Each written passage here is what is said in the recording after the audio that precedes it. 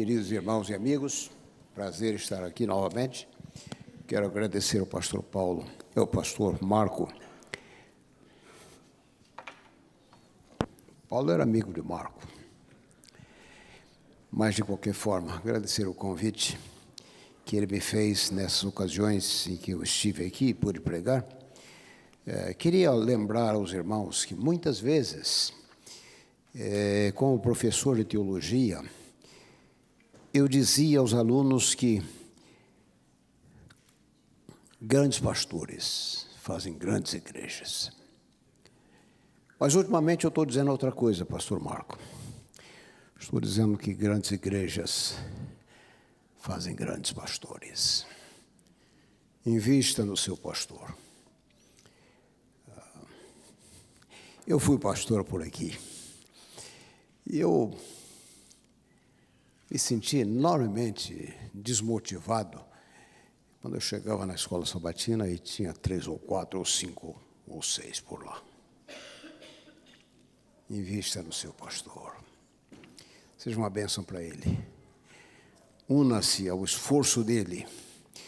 Essa não é uma luta de uma pessoa, isso é de todo mundo. Eu costumo dizer que Deus, em Jesus, cumpriu todas as suas promessas. Agora, eu dizia lá no Canadá, agora é comigo. Agora é com você. Agora é com todos vocês. Muito bem. Quando você abre as páginas do Novo Testamento, eu pedi que colocasse o púlpito aqui para baixo, para não ficar muito longe. Eu dizia para o Lucas que eu não gostava de ser assim, esse planeta. Não é Netuno, não, o planeta mais distante aí. Queria ficar mais perto. Mas, quando você abre as páginas do Novo Testamento, você se depara com 4 evangelhos, 4 narrativas. Evangelho é só um, porque, na verdade, é a Boa Nova. Mas nós nos acostumamos a chamar de evangelhos essas narrativas a respeito de Cristo. Cada um desses evangelhos foi escrito para uma audiência diferente. Mateus foi escrito para judeus que haviam se tornado cristãos. Marcos foi escrito para cristãos que viviam em Roma. Lucas, escrito para gregos, cristãos que vieram aí da cultura grega. Então, claro, João foi escrito para a igreja. 4 evangelhos, 4 visões dessa mensagem extraordinária de Cristo, de Deus em Cristo, e cada um deles focalizando uma audiência. Nessa manhã eu quero falar de Lucas, como introdução. Lucas tem a distinção de ser o único autor não judeu das Escrituras. Provavelmente nasceu em Antioquia. Era um médico por profissão. Extremamente culto. Sofisticado na sua forma de escrever. Isso é reconhecido hoje pelos eruditos. O Evangelho, o livro de Atos, dá um testemunho desse indivíduo extraordinário. Eu fiquei tão impressionado com Lucas, que eu combinei com a minha esposa, se a gente tiver um filho, vamos chamar o menino de Lucas. E, de fato, veio o menino. Lucas hoje é um pastor lá na Califórnia, está aqui em Massachusetts, aí, pregando num acampamento por ali. Lucas, portador de luz. Paulo chama de um médico amado. Quando todos fugiram, aí em 2 Timóteo, capítulo 4, verso 11, ele diz, só Lucas ficou comigo. O indivíduo que poderia ter tudo para, no mundo antigo, viver muito bem. Sua profissão lhe daria prestígio, status.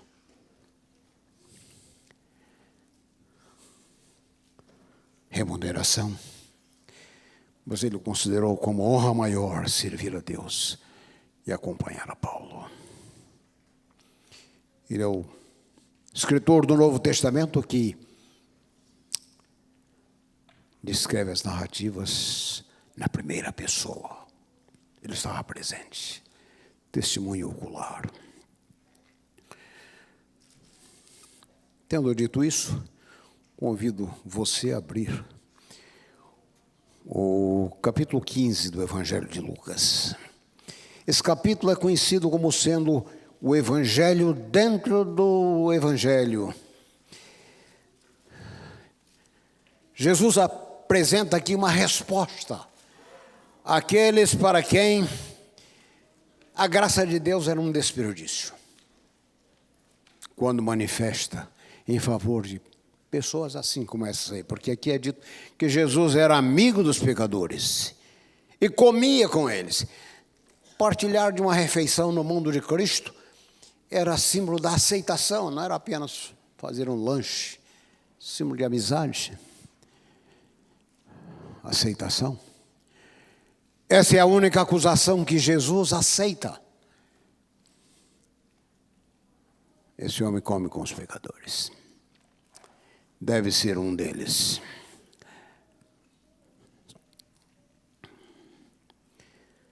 Você já viu gente assim na igreja? Para quem a graça de Deus é um desperdício? Estou acostumado a tratar com um grupo chamado de perfeccionistas. Uma irmãzinha de lá me escreveu uma ocasião: pastor, mas eu não sou uma perfeccionista. Eu disse para ela: irmã, perfeccionista não é um rótulo, perfeccionismo não é um rótulo, perfeccionismo é uma atitude, é uma teologia, baseada em 4 esteios. E eu disse para ela quais eram estes aí. Não sei se ela mudou a cabeça dela, mas... pessoas que têm essa compreensão errada das coisas, de Deus, da graça. Encontrei com uma que me disse assim: pastor, briguei com meu marido. Eu falei: é mesmo? E eu pensando comigo, considerando que essa é uma irmãzinha encrenqueira, nem me surpreende que ela tenha brigado com o seu marido. Mas e qual foi a razão da briga? Ele sabe, porque eu perguntei para ele com que vestido eu vim na semana passada à igreja, e ele não soube me dizer. E eu falei: por que você precisa saber com que vestido você veio? Ah, porque as mulheres estão observando o vestido com que você vem à igreja. Eu falei: e essas mulheres são tão doidas assim?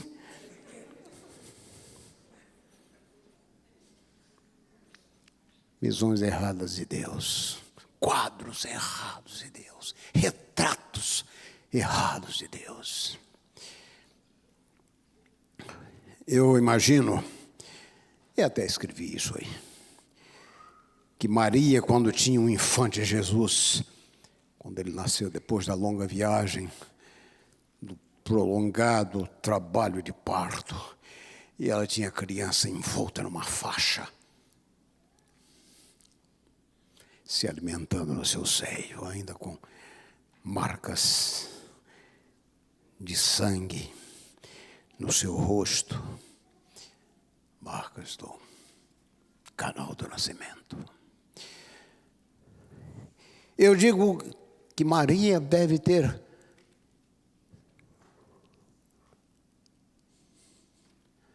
dito surpresa: ah, então é assim que Deus se parece. Deu-se uma face na história dos homens. Mas o quadro, o retrato ainda estava para ser traçado pela própria vida de Cristo. E é disso que nós queremos falar. Retrato, eu escolhi a palavra retrato. Pode ser que eu não esteja me comunicando bem com os jovens. Retrato é uma foto. Estão familiarizados com essa palavra? Retrato. O seu retrato, o meu retrato. Retrato. O retrato de Deus. Jesus, de forma magistral, traça esse retrato de Deus. E Jesus, nesse capítulo 15, onde ele é acusado de ser amigo dos pecadores, ele conta 3 parábolas, 3 histórias que primariamente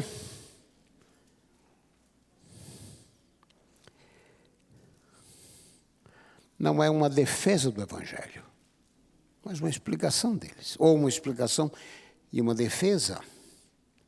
Eles representam uma poderosa contra-teologia de Cristo para aquele grupo que pensava que a graça de Deus é um desperdício.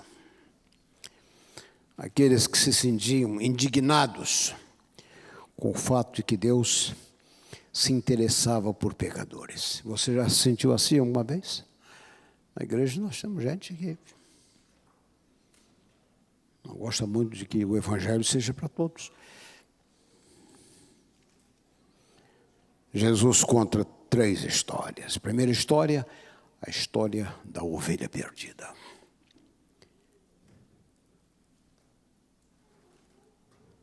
Uma em 100. Segundo, ele conta a história da moeda perdida. Uma em 10. Então ele conta aí a história, a parábola do filho pródigo. 1 em 2.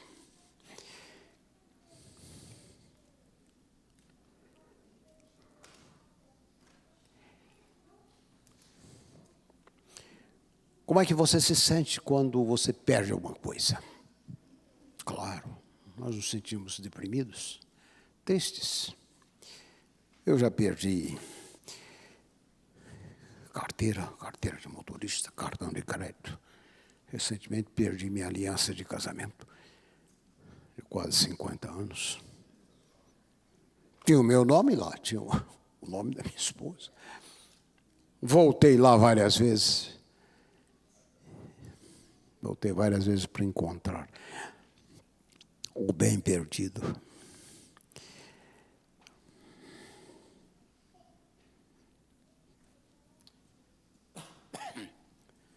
Nós, claro, nos identificamos com esse princípio. É óbvio que as pessoas se sentem frustradas, deprimidas e tristes quando elas perdem aquilo que elas consideram como algo de valor, o valor que elas atribuem ao bem perdido. Mas a estupenda revelação aqui, a estupenda revelação que Jesus faz aqui de Deus se sente da mesma forma. Deus se sente assim. Essas são as histórias de Deus na linguagem dos homens.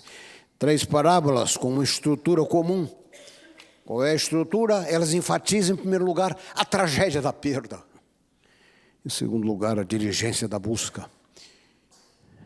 Em terceiro lugar, a alegria do reencontro. A lição é clara. Em cada caso, os bens perdidos não foram esquecidos. Não perderam o seu valor, o que é indicado, melhor dizendo, pela busca. Eu mencionei antes, no caso da ovelha, 1 em 100. No caso da moeda, 1 em 10. No caso do filho pródigo, dos dois filhos, 1 em 2. Essa é a terceira história de Lucas 15, que é a parábola do chamado filho pródigo. É a mais longa, é a mais conhecida e a mais amada. Mas eu quero dizer que essa também é uma parábola muito pouco conhecida, muito pouco entendida. Ela representa as pinceladas magistrais que Cristo faz nesse retrato de Deus, que ele pinta esse quadro. Um certo homem tinha 2 filhos. Aqui já na abertura, eu encontro aqui uma aura de tristeza. Um certo homem tinha 2 filhos. Ele inicia a história. O mais moço deles disse ao pai: Pai, dá-me a parte da fazenda, dos bens que me cabe, que me pertence. Lucas 15, verso 12. Tal pedido, ele levava consigo um desejo de morte, porque na cultura de Jesus, ninguém pedia, nenhum filho pedia ou esperava receber a sua herança enquanto os pais estivessem vivos. Era necessário esperar até que ele falecesse, até a morte. O pai entrega parte da fazenda que pertence a esse filho, com a sua morte, ou por legado. Alguns dias é dito aqui no texto que ele vendeu tudo que tinha. O original grego aqui diz que ele transformou em cash. Sabe o que isso quer dizer? Que ele não pensava voltar.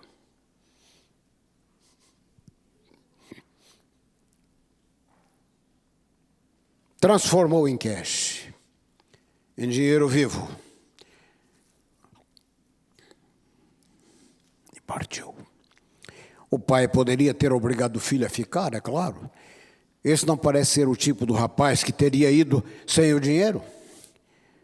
Mas a questão é do que isso adiantaria. O rapaz já está emocionalmente longe, distante. Esse, eu quero dizer, é o ponto vulnerável do amor. Esse é o ponto vulnerável da graça, a fraqueza da graça. A fraqueza do amor é que ele pode ser rejeitado. Pode ser um amor mais puro, mais dedicado, mais altruísta, mas ele pode ser rejeitado. Eu escrevi um capítulo aí com esse título, A Fraqueza da Graça.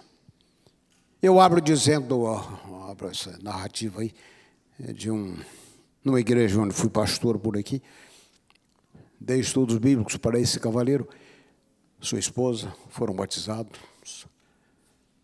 3 anos depois ele me disse: pastor, você pode me ajudar, meu casamento está falindo. Você pode vir conversar comigo e a minha esposa? Eu disse: claro. Marcamos um encontro, domingo à tarde, no prédio onde se reunia a igreja.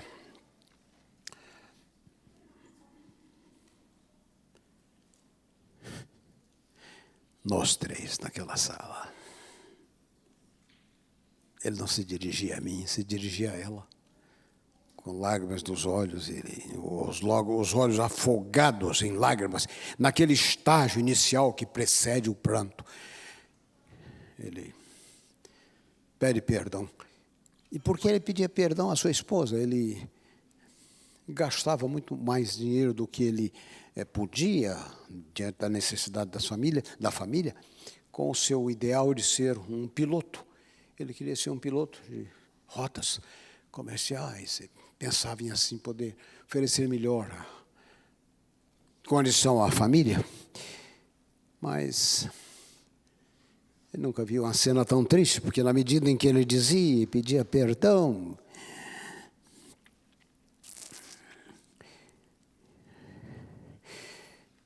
ela era castelhano. E olhando para sua esposa, ele dizia: eu te amo. A esposa estava a anos-luz de distância. Depois eu soube que ela tinha outros interesses. Pois ela se levantou a uma certa altura da conversa e saiu. Essa é a fraqueza do amor. Essa é a fraqueza da graça. Com todo o seu poder, com todo o seu controle das coisas, Deus se torna impotente diante da rejeição humana. Não há nada que ele possa fazer. Esse é o caso aqui.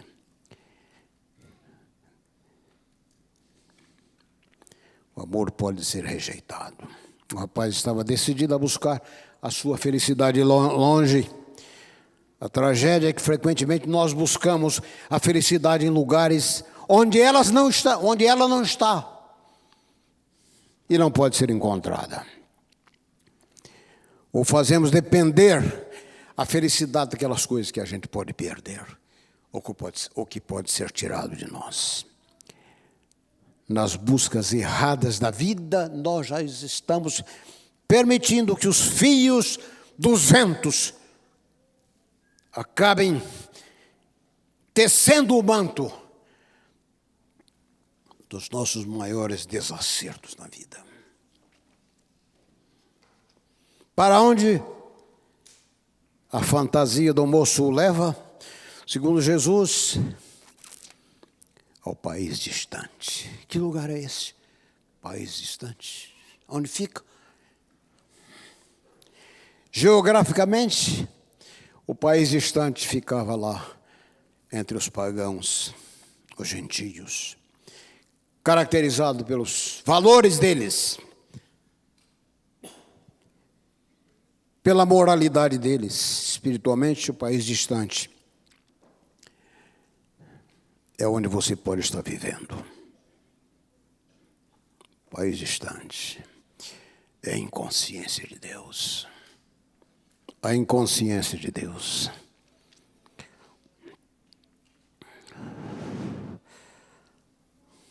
Viver como se ele não existisse, esse é o país distante.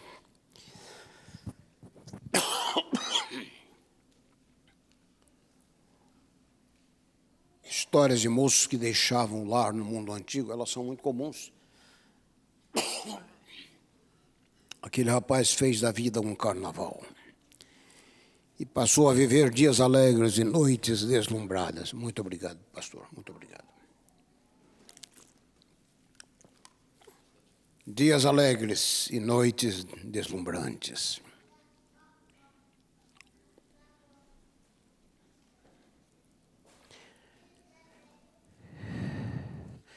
O texto bíblico faz uma sequência decrescente, porque aqui Jesus disse: esse moço passou a viver no seu inferno, no inferno que ele criou. As amizades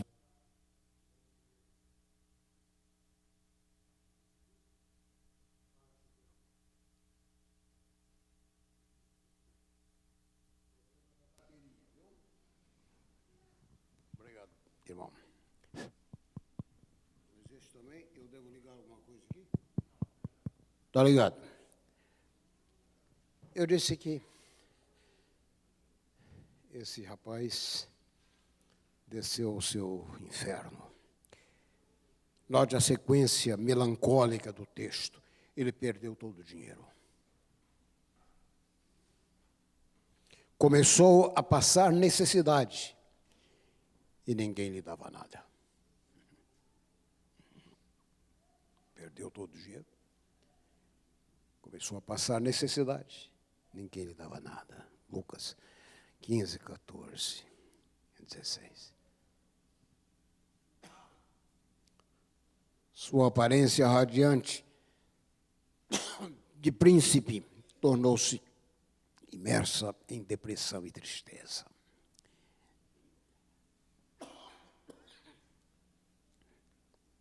As suas roupas custosas se converteram em trapos. As leis, o conselho, a sabedoria, que foram desprezados, tornaram-se os anjos vingadores. A história desse filho, queridos irmãos e amigos, é a nossa biografia, é a nossa história. Todos nós nos desviamos em nossa cegueira, na nossa rebelião, tentando criar paraísos precários. Felicidade baseada em idolatrias, prazeres e aquisições. Essa é a nossa história. Para descobrir o sabor amargo da cinza que sobra nos nossos lábios. Para descobrir, afinal, que o país distante nunca poderá ser o nosso lar. O filho da parábola que Jesus conta foi empregado por um gentio para cuidar de porcos. Isso era mesmo algo não imaginado por um judeu. seu estágio final no país distante, sugere um colapso ou completa apostasia da sua identidade. Ele aparece desfigurado. Sua identidade havia sido esquecida. Você lembra o que ele disse, o que ele queria, ou não? O que ele disse, mas o que ele imaginou, ele queria ir descobrir. Eu, como professor, encontrei muitos jovens. Eu quero descobrir o meu eu. Deixa eu dizer uma coisa, irmãos. Você não tem nenhum eu para ser descoberto. Você tem um eu para ser desenvolvido. Muitos estão querendo descobrir o eu. Não temos isso. Não temos. Esse rapaz da história aí saiu de casa querendo ver a vida como a vida é. Não é assim que muitas pessoas dizem? E quando eles descobrem a vida como a vida é, eles percebem que a vida pode doer demais. Descobrem que a vida, como ela é, dói demais. O moço havia saído de casa pensando assim: tenho que experimentar meus caminhos. Tenho que ser eu mesmo. Para descobrir que a sua verdadeira identidade não estava longe.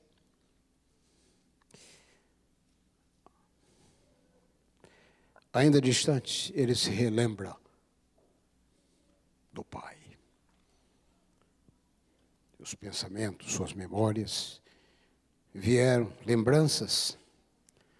Essa é a base de toda iniciativa de retorno. Note, a decisão não era voltar para o seu país, não era voltar para a sua vila, não era voltar para a sua casa, mas levantar-me-ei e irei ter com o meu Pai. É na distância, na companhia dos porcos, que ele chega a compreender a glória do lar.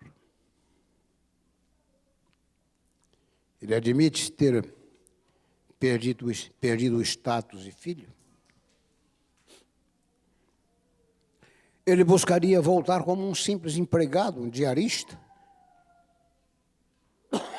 Mas, afinal, ele sabe que lar é lar. Levantar-me-ei, diz ele para si mesmo, irei ter com meu Pai. Os lugares dos nossos fracassos são os lugares mais cruéis e terríveis. Os lugares dos nossos fracassos são os piores lugares. Voltar seria, para ele, obrigado a reconhecer a sua própria vergonha. Seria voltar com o cheiro dos porcos, com os trapos do seu fracasso. Nessa parábola, é curioso que Jesus não trata o pecado com leviandade.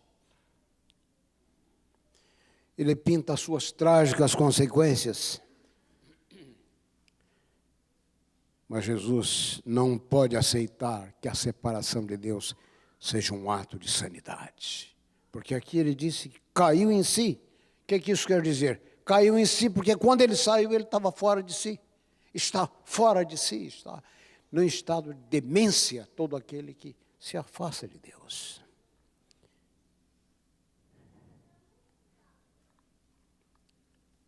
Jesus, de fato, acredita que em cada pessoa pode ser repetida a história desse filho. Cada pessoa pode voltar. Caindo em si. Esse é o extraordinário ponto de retorno da história. O judaísmo tinha fé no arrependimento. O Deus cria no arrependimento. Deus nos ama porque nos arrependemos. Não é assim que muita gente crê? Errado. nós nos arrependemos porque Deus nos ama. Eu costumo dizer que, para aqueles irmãos que querem ser como Deus, eu conheço alguns deles lá.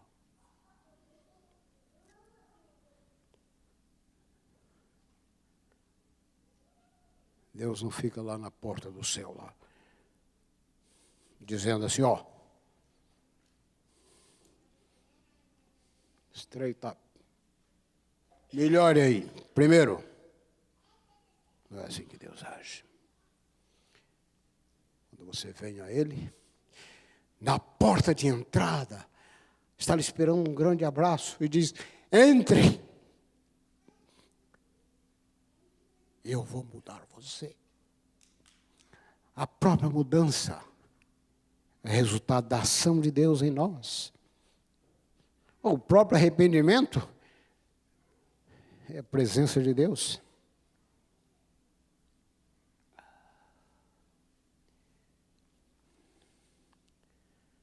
Caindo em si. Caindo em si. Vinha ele ainda muito longe, diz o texto da história, quando seu pai o avistou e, compadecido dele, correndo, o abraçou. Lucas 15, verso 20. Pai da história de Jesus viu o filho longe, a implicação é extraordinária. Ele esperava o filho, dia após dia. Nunca deixou de esperar. Apenas o amor paterno genuíno poderia reconhecer o filho debaixo daqueles andrajos, daqueles roupa rasgada.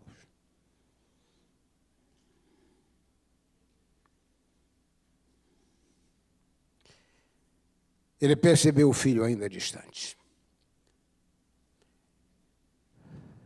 Sabe o que isso quer dizer? Que o amor tem bons olhos. O amor tem bons olhos. O pai reconheceu o seu filho. Discerniu o filho de longe. O filho ainda estava distante para dizer qualquer coisa. O pai não esperou ele fazer o seu sermão ou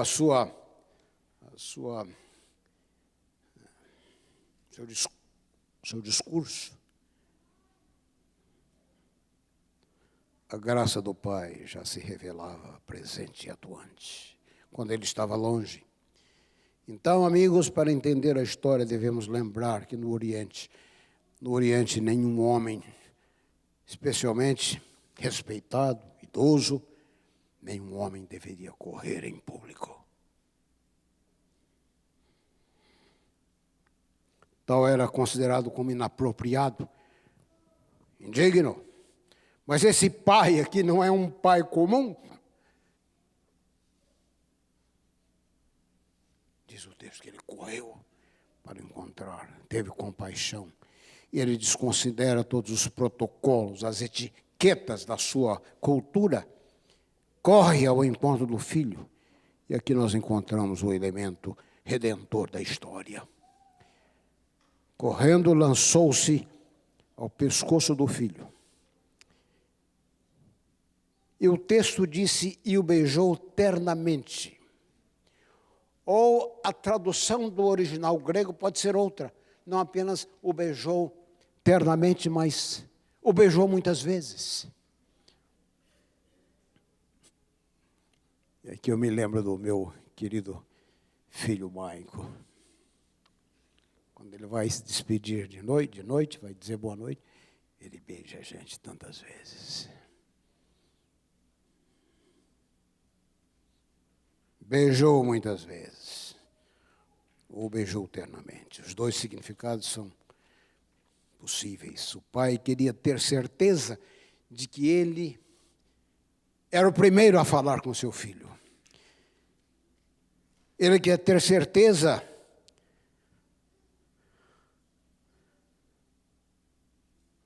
de que ele é o primeiro a encontrar-se com o seu filho para protegê-lo das críticas.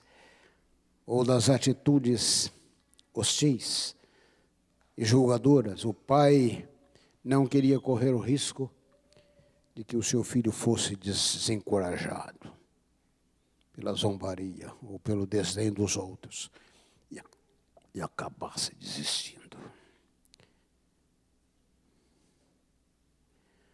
Conhece a história do filho que saiu de casa, aí pelos anos 1880, tempo do oeste americano, 70. E o menino saiu de casa. Não deu certo, claro, não deu certo. Mandou um recado para os pais dizendo, bem, se vocês acham que há um lugar para mim nessa família, coloquem um lençol lá fora, no varal da casa, visível. E a história diz que o pai e a mãe tomaram todos os lençóis, as toalhas, as fronhas, e penduraram lá fora. Para que o filho soubesse que ele era bem-vindo. E o pai tomou a charrete e correu até a próxima estação. Eles moravam um pouco acima para encontrar com o filho. Esse é o quadro aqui. O pai dessa história não quer que o seu filho se encontre com aquela gente mal encarada que se encontra às vezes na igreja. Disse que a igreja é a única instituição ou uma das poucas que atira em quem já está caído.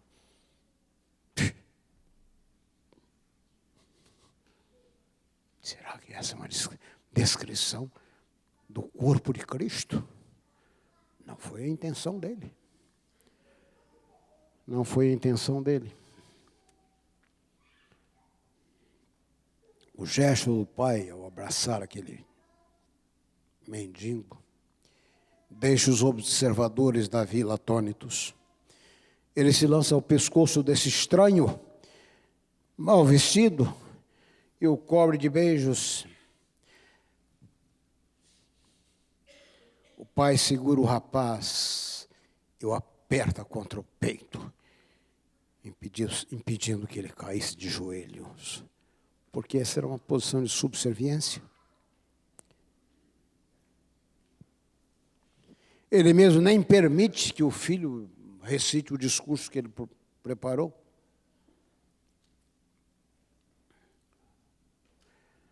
A confissão do filho, que retorna sufocada pela misericórdia do pai. Surpreendente é que o pai não diz uma palavra para o filho. Não lhe disse. Não é isso que nós falamos?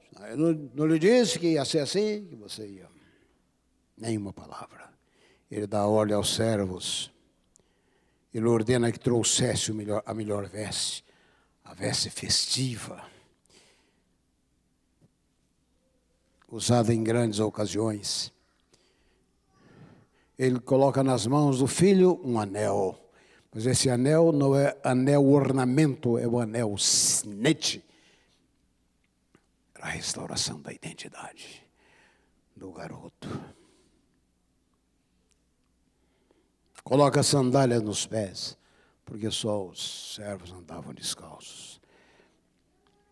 O que esse pai está dizendo é que todas as marcas do país distante têm que ser cobertas.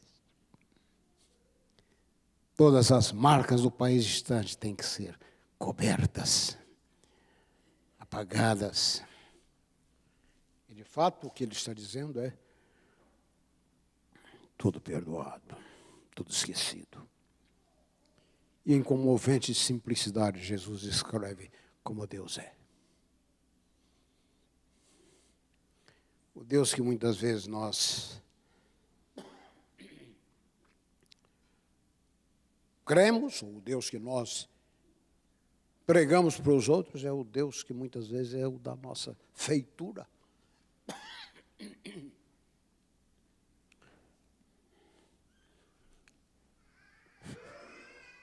O retrato de Deus que nós apresentamos às pessoas, na maioria das vezes, fala mais de nós do que de Deus.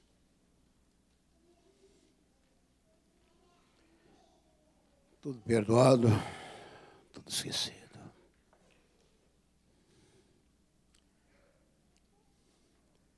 Quer saber como Deus é? Deus é assim. Deus é assim. Billy Graham, o grande pregador, ele dizia que Deus é tão bom. Deus é tão bom, Pastor Marco. Podemos considerar o que é isso aqui? Uma heresia, não sei. Mas Billy Graham dizia que Deus é tão bom que ele pode até levar o meu cachorro para lá.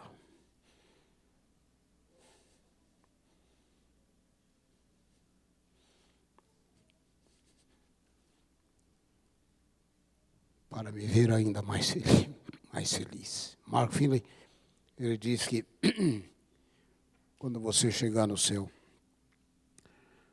um dia, alguém bate a porta e você vai atender. E quem é? Jesus em pessoa. Como é seu nome, irmão? Henrique. Jesus dirá para você: Henrique, vim passar o dia com você. E ele traz um basquete cheio das frutas que ele colheu pelo caminho para você. E você vai dizer para ele: Senhor, e o senhor tem tempo para passar o dia aqui? E ele vai dizer: Henrique, aqui nós temos todo o tempo. Deus é assim, queridos, Deus é assim. Deus é assim. Estou terminando. Eu, quando morávamos aí, aqui em Maryland mesmo, eu fui ao Canadá, tinha sido chamado para lá, e fui lá buscar uma casa para a gente mudar. E na volta, eu fui voando, voltei de ônibus. E o ônibus parou aí em Buffalo, aí no estado de Nova York. Eu fiquei impressionado com aquele mural enorme que estava lá, naquele ponto da estação de parada dos ônibus. Pessoas pessoas perdidas. Eu fiquei impressionado. Jovens, mulheres, homens, crianças. E depois eu soube da quantidade de gente que se perde aqui nesse país. E então lá estava escrito, lá naquele quadro, perdido, mas não esquecido. Perdido, mas não esquecido. Deus é assim, queridos, Deus é assim. Deus é assim. Ajude outros. Ajude outros.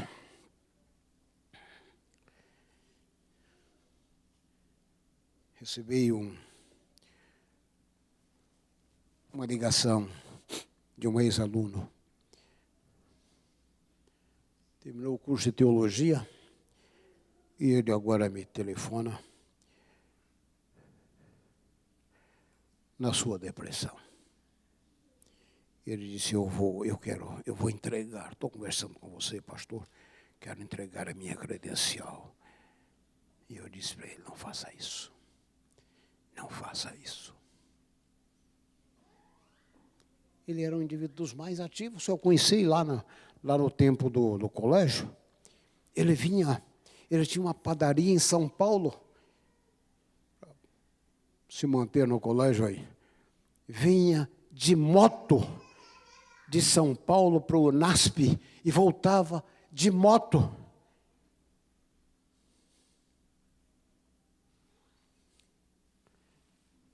Um líder. E agora deprimido. Não tem nenhum valor. Eu disse para ele: querido, e eu termino com isso aqui para você. Querido, se Deus tiver uma geladeira, a sua foto está lá. Como é seu nome? Franklin. Imagino que Deus andando lá no meio dos anjos, encontra-se com um e diz assim, depois de uma certa conversa, e by the way, você viu o meu garoto Franklin lá? Viu quão especial ele é? Deus é assim. Se ele tiver uma geladeira, a sua foto está lá. Se Deus tiver uma carteira, a sua foto está lá. É o diabo que quer que a gente pense que não vale muito. E é por isso que a gente faz um bocado das maluquices que a gente faz.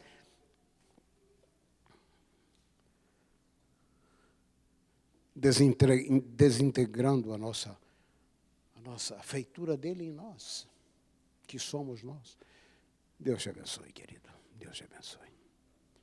E ajude outros. A esse querido ex-aluno, eu disse para ele assim, você está deprimido, você encontre alguém que esteja numa situação pior do que você. Aqui vai o remédio para a depressão. Que é a curaça da depressão. Comece a se interessar e a servir pessoas que estão pior do que você. E no momento em que você começar a esquecer-se de si, a se interessar pelos outros, você vai ver o extraordinário início da cura. Sabia que quando Jesus disse para a gente se interessar pelos outros, não foi tanto pelos outros, foi por nós. Foi por nós que ele disse que a gente deve servir os pobres, ajudar os necessitados. Deus abençoe você. Wellington, você está pronto? Muito bem, vamos ouvir o Wellington.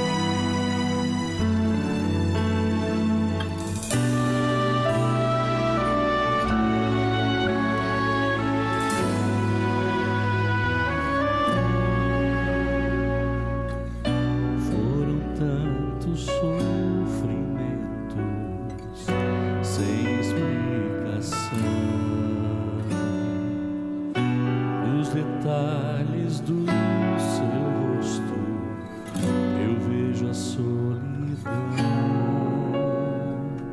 lágrimas a rolar, não há como evitar. Será que alguém feriu com palavras teu coração?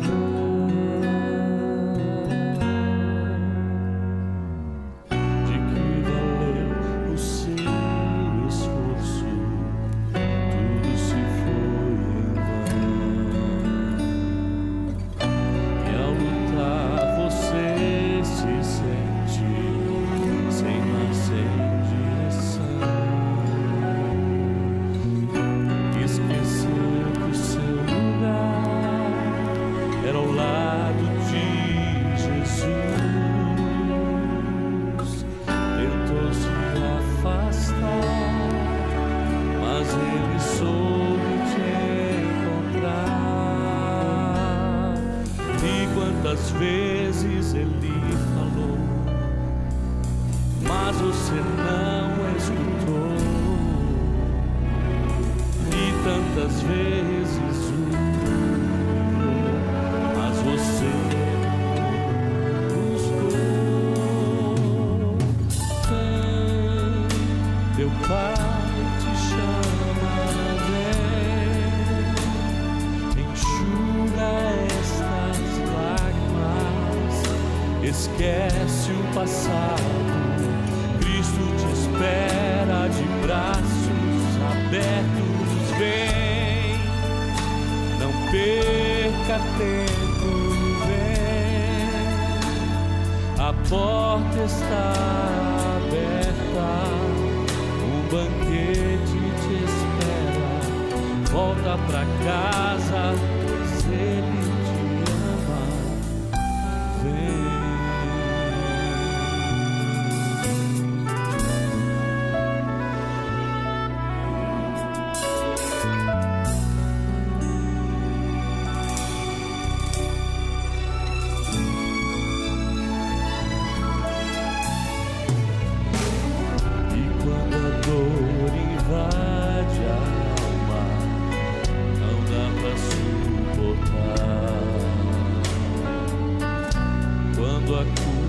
Te consome, isso te faz chorar.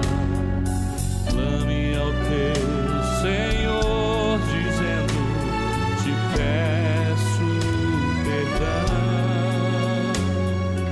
Pai, eu sei que errei, também feri teu coração. E quando longe Ele te está, Ele correndo vai te abraçar. Volta pra casa, volta depressa, pois aqui é teu lugar.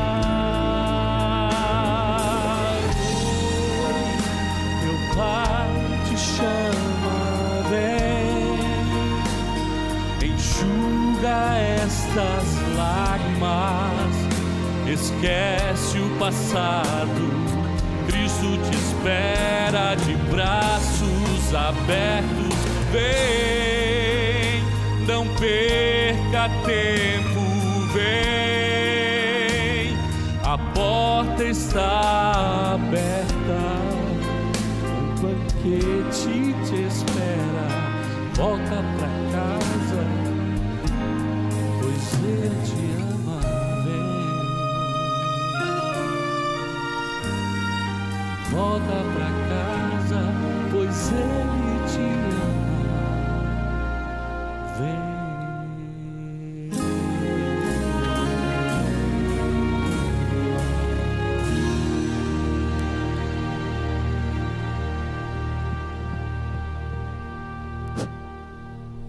Muito bem, nós terminamos. Nós estamos na quarta-feira, estamos voltando de volta para o Brasil, depois de algum tempo aqui. Moramos por aqui, moramos em outros lugares. Deus abençoe vocês. Você quer se manter humilde no serviço de Deus? Lembre-se do buraco. Esse é um texto de Isaías. Lembre-se do buraco de onde Ele tirou você. Permanente lembrança do que Deus tem feito por nós, nos torna humildes. E se você, porventura, está achando que você não vale muito, olhe para a cruz. Fosse só você o perdido, Deus teria vindo para salvar e buscar você. Porque Deus é assim. Deus é assim. Bom, vamos nos colocar de pé. Eu vou repetir com você uma oração que eu já ensinei no passado aqui, há muito tempo. Vamos de pé. Vamos lá. Repita comigo. Senhor Jesus, enche-me do teu Espírito, pois mais cheio quero estar. Eu, o menor dos teus vasos, posso muito transbordar. Senhor Jesus, enche-me do teu Espírito, pois mais cheio quero estar. Eu, o menor dos teus vasos, posso muito transbordar. Não se julgue nunca graduado, não se julgue nunca superior. Tole-se por aí. Se você, por outro lado, se sente deprimido, busque alguém para servir, para ajudar. E você vai melhorar. Posso lhe assegurar disso. Vamos orar? Deus de graça infinita, muito obrigado, Senhor, pela redenção, pela intervenção de Cristo na história dos homens, atribuindo valor infinito a cada pessoa. Acompanhe esses queridos amigos, irmãos, jovens, idosos, crianças, homens e mulheres, permite que eles sejam possuídos por esse sentimento de que esse é o retrato de Deus, a sua busca permanente por cada um de nós. Recebe-nos a todos nesta manhã, Senhor, com a alegria que Jesus disse haveria no céu quando um pecador voltasse. E aqui voltamos, Senhor, aqui estamos. E queremos te servir, e servir mais, e servir melhor. No nome do Senhor Jesus. Amém. Amém, muito obrigado. Muito obrigado, pastor Amin. Nós desejamos a todos um feliz sábado, as bênçãos de Deus. Nós teremos as portas nos despedindo. Que Deus o guarde e abençoe.